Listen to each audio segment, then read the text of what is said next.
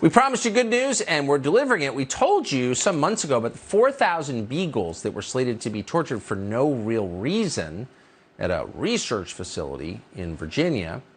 Tony Fauci had purchased dogs from that facility. Well, a group called the White Coat Waste Project first uncovered the abuse of the beagles and found purchase records that show the abuse of several dogs to be, quote, used in septic shock experiments at NIH. The dogs were denied food and eaten alive by bugs, et cetera, et cetera. You're not even going to go into details because it's too depressing. Now, a major breeding facility for those research facilities has been shut down, and the first batch of beagles has been set free. Daphna Nachminovitch is the senior vice president at PETA and joins us tonight with an update on this. Daphna, thank you so much for coming on. So these beagles are not going to be tortured.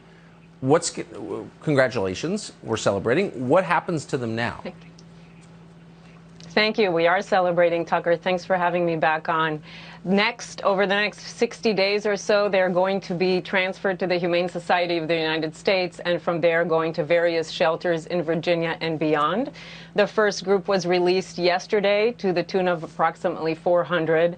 And these are thousands and thousands of dogs that were bred for research. The facility has been there since 1961. And we are just thrilled that not a single one of these 4,000 beagles will ever be tortured and killed in a lab.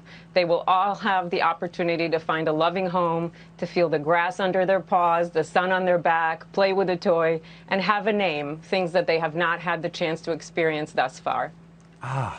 What was so upsetting about this story was nobody could say with a straight face, well, these dogs are being killed so kids won't die of cancer. There seemed to be no justifiable reason to torture these dogs to death. Or am I missing something?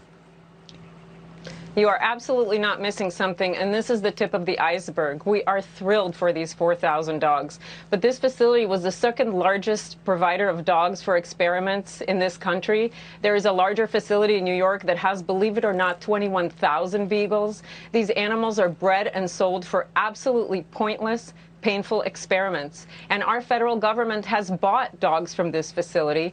Since September of 2020, the NIH has had contracts for live dogs, at least 3 contracts. It is time for the NIH to wake up, realize it's the 21st century, and move on to modern, non-animal methods. Yeah, I mean, there's just so much money sloshing around the system that to keep it flowing, you know, they invent experiments that benefit nobody. So you can, you're saying, just to be totally clear on our way out, in the next, how long until these dogs can be adopted by people watching? The plan for transfer will take place over the next 60 days, and we urge people to just keep an eye. And we are just so thrilled that PETA's undercover investigation prompted this domino effect that resulted not only in 74 violations and the Department of Justice getting involved, but the liberation of these 4,000 dogs. And we hope all the cages get emptied next from all the laboratories and all the breeding facilities. This show is proudly for dogs, so we're celebrating. Thanks for coming on tonight, Daphna. Good to see you. Thank you, Tucker, so much for having me.